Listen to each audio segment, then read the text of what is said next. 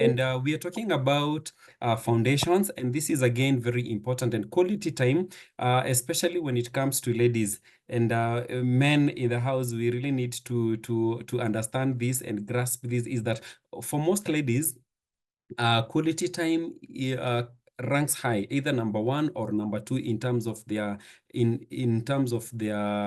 love language. So quality time is very important, and quality time does not necessarily mean quantity time. You know, you could spend 10 hours with someone, but probably you're not talking about anything. Like the way probably tunasemaga in Kenya, if you see a couple in the car driving and they're not talking, most likely that's a husband and wife. But if you see them talking, most likely it's not a husband and wife. Anyway, that is on a light note. But my point here is quality time is you could spend probably 30 minutes with someone, with your partner, and you're discussing very serious issues that are going to impact your relationship. So there's a place for quantity time, and then there's a place for quality time. And quality time is when you're ready to listen to your partner and to listen to their needs and what they are expecting even from you. Something else is respect each other's individuality and differences. Remember that each person is an individual first. Before anything else, each person is an individual. And when you got married, you did not just get married to a half person, but you got married to a full person. So what am I saying? Or rather, what do I mean by that?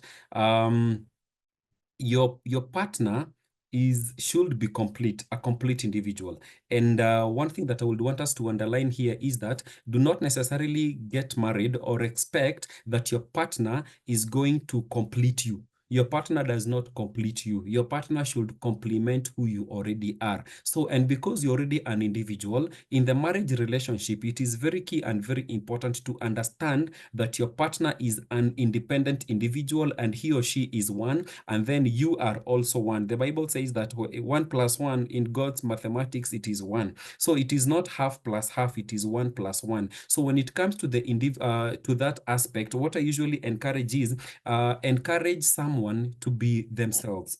Encourage someone to be themselves. Do not try to shortchange them. Do not try to make them be like you. Appreciate who they really are. If they're not like you, then appreciate that and be happy because of that. And then every couple, you will all have your differences. Even people who are born by the same mother, same father, they also have differences. What about you? You are not born by the same parents, so you will definitely have differences. And you need to embrace your differences. And your differences are not necessarily evil. Your differences, they could be what complements, or rather what makes your marriage fun. Imagine if you had a relationship with a partner whereby both of you were similar. Both of you had the same interest, had the same personality, had the same temperament types. Come on, I think that will be so boring. I wouldn't want to be in such a relationship. So differences are okay, differences are good, and learn to embrace the differences. Point number 4, work on your intimacy and affection. Many people usually think that sexual intimacy is the highest level of intimacy. But I want to inform us and to tell us that sexual intimacy is not the highest level of intimacy. The highest level of intimacy is number 1, spiritual. And spirituality is very important. If you disconnect with your partner spiritually, even physically, you're going to disconnect at some point. And it is very important to build your spiritual connection. And I don't want to be churchy here or to talk about any church or any denomination. That's a forum for another day. But spirituality is important. What spiritual values do you hold dear? You know, a marriage partner is not just, you don't just get married. Every relationship, we say that it is very spiritual first before it becomes physical. So understand that your relationship is spiritual, and if you can relate well spiritually, then physically you're also going to relate very well. And also now physically, that is where now sex comes in, or physical intimacy as we would call it. And it is also very important even to work on it, because things change, seasons change, and the person you married, for example, if you married at 25 and then you are 50 or 40, definitely the appetites are different. So that is something that you will need to work on. That is something that you will need to understand, and that is something that you will need to put yourself in your partner's shoes. Life has different challenges depending on how old you are. If you are in your 20s, you probably may not understand what people in their 50s are going through, but you will get there. So it is important even to just want to learn from others. And one of the things that affects especially physical intimacy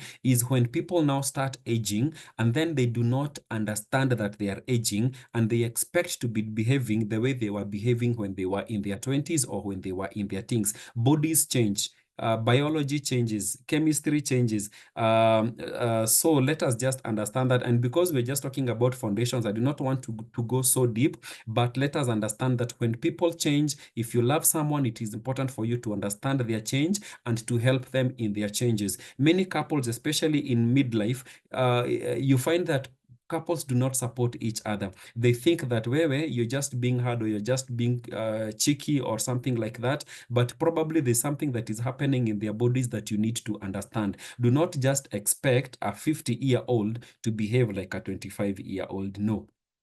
So understand that and work on it and work on yourself. Educate yourself, especially as people age. As we get into, if you get into 40s and 50s, there's something that, and especially, okay, I know ladies know, but probably not many ladies also understand this. There's the issue of menopause. I don't know how many people know how menopause can affect. And I've been speaking to a few ladies in my line of work who are in that phase, and I'm coming to realize that this is something that we need to talk about, and especially men, because most men, we know zero. We only know menopause, but we do not know anything about it, and it has its implications in the marriage.